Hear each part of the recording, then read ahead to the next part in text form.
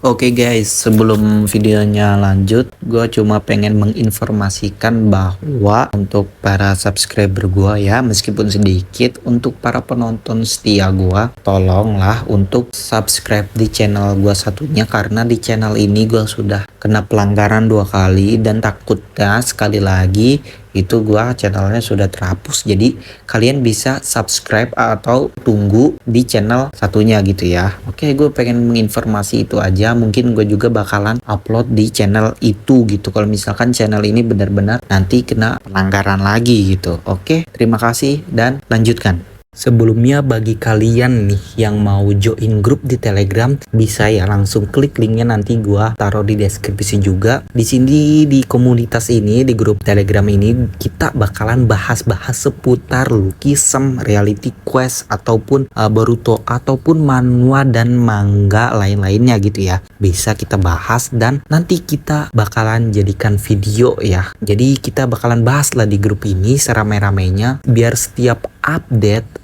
episode terbaru atau chapter terbaru kita bisa bahas bareng-bareng di komunitas ini.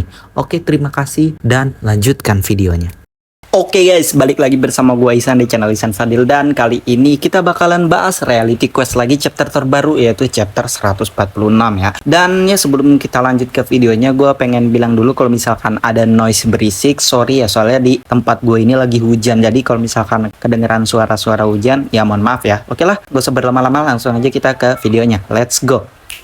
Oke, jadi chapter ini dibuka dengan cewek ini yang pamer bodinya di Instagram. Pas cewek ini keluar dari toilet gym, dia ngelihat keributan yang ada di gym itu. Terus panel pindah ke polisi ini yang bilang ke dokter kalau para tahanan remaja ini berantem mulu cuma gara-gara ngerebutin peringkat. Dari semua ruangan, cuma ruangan nomor 4 ini yang damai terus. Dokternya bilang dia nggak yakin kalau ruangan 4 ini bisa disebut damai. Soalnya pas para tahanan dibawa ke rumah sakit, badannya hancur parah. Yang lebih parahnya lagi, itu ulah manusia. Terus flashback ke narasi yang ngejelasin kalau sehari sebelum Daebujin bebas, dia ngebuat semua tahanan yang ada di ruangannya jadi nggak bisa berantem lagi. Malahan pas dia udah bebas, udah nggak ada yang berantem lagi di ruangannya itu. Terus panel pindah lagi ke Daebujin yang bantai-bantai para kroco. Para kroco ini ketakutan sama bilang kalau Daebujin itu bukan manusia. Ada yang bilang kayak banteng, terus ada yang bilang kayak gajah, yang terakhir ada yang bilang kayak dinosaurus. Lihat orang ini, sosokan banget, malah angkat beban anjay. Abis itu Chae-hyuk-gyu bilang kalau keberadaan Daebujin itu terancam punah. Jadi dia bakal ngebuat Daebujin punah. Terus panel pindah lagi ke Doan sama Kim Yena yang lagi makan. Doan minta Kim Yena ngelanjutin ceritanya yang berhubungan sama Daebujin. Kim Yena bilang kalau dulu pas dia jadi sukarelawan di Pernaungan Cahaya Matahari, ada insiden di lingkungan sana. Terus panel pindah lagi ke Daebujin yang angkat kepalanya Choi-hyuk-gyu sambil nanya, kenapa kalian harus pakai cara kekerasan? Apa sesusah itu buat hidup rukun? Daebujin juga bilang kalau tinjauannya itu buat ngelawan kejahatan dan ngebela keadilan. Terus tinjauannya itu juga sebuah pengorbanan, tapi juga jadi langkah buat ngeraih era kedamaian yang baru. Abis ngelahin mereka semua, Daebujin pergi. Terus pas cewek ini keluar dari toilet, bukannya cabut, dia malah mirror selfie buat di IG-nya. Terus panel pindah lagi ke Daebujin yang ngelihat orang-orang Nangokdong tepar. Doan yang ada di situ bilang kalau dia nggak ada niatan buat berantem, tapi gara-gara mereka duluan yang nyerang, jadi dia nggak punya pilihan lain. Daebujin marah sambil nanya yang kayak, jadi maksud lo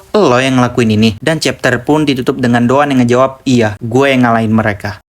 Oke guys, jadi itu dia ya chapter kali ini ya. Kalau gue bahas Reality Quest ini, jadi nggak bakalan panjang-panjang gitu videonya, karena emang chapternya juga singkat gitu. Mana di chapter ini juga kebanyakan bacot-bacot gitu lah ya, nggak ada fighting sama sekali atau apapun itulah. Oke, langsung aja ya kita ke pembahasannya gitu. Nah, untuk pembahasannya juga gue nggak terlalu banyak juga. Oke, yang pengen gue bahas pertama itu adalah, jadi bener ya yang gue bahas kemarin itu di chapter kemarin, kalau Daebujin itu ada motivasinya, tentang motivasi buat dunia ini damai gitu. Cuma caranya salah gitu. Nah, jadi di chapter ini tuh diperjelas gitu ya dengan motivasi dia yang ini. Dan mungkin dia punya motivasi begitu tuh karena ada insiden atau momen tertentu di masa lalu yang ngebuat karakter dia itu jadi seperti ini gitu. Jadi sekarang ini gitu. Jadi pengen ngebuat dunia rukun, damai, cuma caranya salah gitu. Dan untuk momen itu, momen di masa lalu itu, apakah ada hubungannya sama Doan atau sama ayahnya Doan? Ya itu pasti ada hubungannya, karena di sini Kim Yena ngomong kan kalau pas dia lagi sukarelawan di Pernaungan Cahaya Matahari ada insiden yang terjadi di sekitar situ, di sekitar lingkungan situ. Nah, kita tahu juga di chapter sebelumnya bahwa di lingkungan itu ada